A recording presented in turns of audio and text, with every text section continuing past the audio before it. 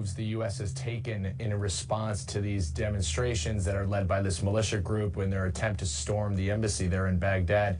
The U.S. Last night, the Pentagon announcing that 750 additional paratroopers from the 82nd Airborne Division have been deployed to the Middle East, not to Iraq itself, but to a neighboring country so that they could respond in the event of a crisis. Now, they could be joined by thousands of more troops should the situation merit.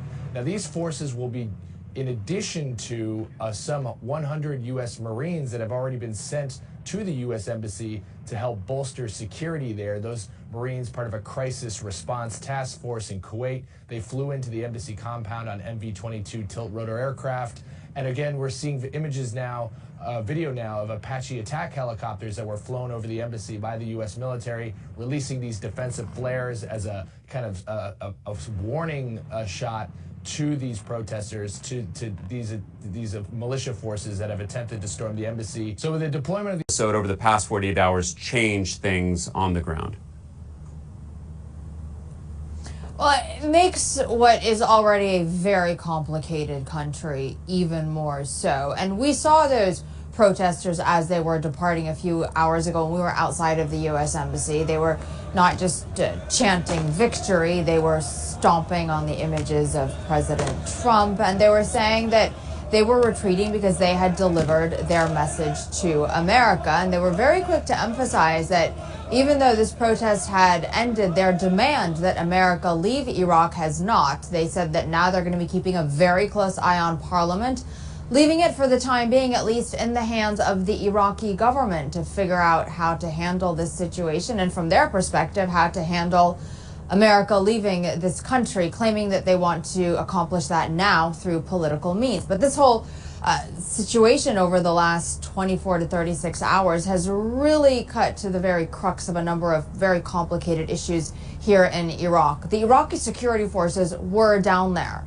End state that Iran wants in doing this. That's part of it. Iran wants strategically to reduce the United States' influence in Iraq. Also, keep in mind, over the past few months, brave Iraqis have been protesting government of Iraq corruption and graft and Iranian influence in the country. Iran wants to change that narrative and make it appear as if the United States is the enemy of Iraq, that the United States is the cause of all that economically is wrong with Iraq. Iran is also cognizant that Iran is without a prime minister right now, and they want to be the kingmaker. They want to reduce U.S. influence in that discussion. Daniel, facing potential conflicts in two of the world's most unstable regions. As soon as the calendars changed, North Korea's Kim Jong-un threatened to unveil a new strategic weapon and resume nuclear testing. In Baghdad, security guards at the U.S. Embassy today fired on protesters who have the backing of Iran. Regular operations at the embassy are suspended. Early today, soldiers from the 82nd Airborne began heading out for deployment in the Middle East. The U.S. currently has about 5,000 troops in Iraq. President Trump says Iran will be held, quote, fully responsible for the attack on the embassy. Iran's Ayatollah Khamenei answered back, warning, and we quote, you can't do a damn thing. Ian Lee leads us off tonight from Baghdad. Tensions between Iran and the U.S. come to blows. Supporters of Iranian-backed Shiite militias attacked the American embassy for a second day. U.S. security forces kept the hundreds at bay with tear gas and rubber bullets. The Department of Defense released this video showing Marines in Kuwait locked and loaded, then arriving overnight to reinforce the United States' largest embassy, while up to 750 paratroopers from Fort Bragg are en route. A show of force as President Trump talked tough at a New Year's Eve party at Mar-a-Lago. Battleground between Washington and Tehran. Angry protesters stormed the U.S. Embassy in Baghdad. That's after the U.S. attacked an Iranian-backed paramilitary group. So how can this latest tension be contained? This is Inside Story.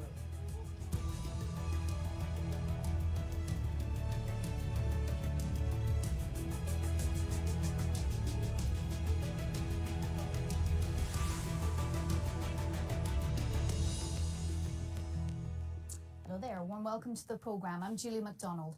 Dramatic scenes at the US Embassy in Iraq. Supporters and members of the Iranian-backed Popular Mobilization Forces surrounding the US Embassy compound in Iraq's capital, Baghdad. Their demand, an end to American intervention in the country. They threw rocks and set fires outside. Security personnel responded with tear gas. The US then deployed Marines to secure the compound before the protesters' leaders told them to withdraw. President Donald Trump blames Iran for the demonstrations, but Tehran's denying being involved at all. There's widespread anger over recent US airstrikes against the Hezbollah brigades in Syria and in Iraq. The US says they were launched in retaliation to a rocket attack on Friday near Kirkuk. That killed an American civilian contractor. Well, we'll talk to our guest shortly. But first, our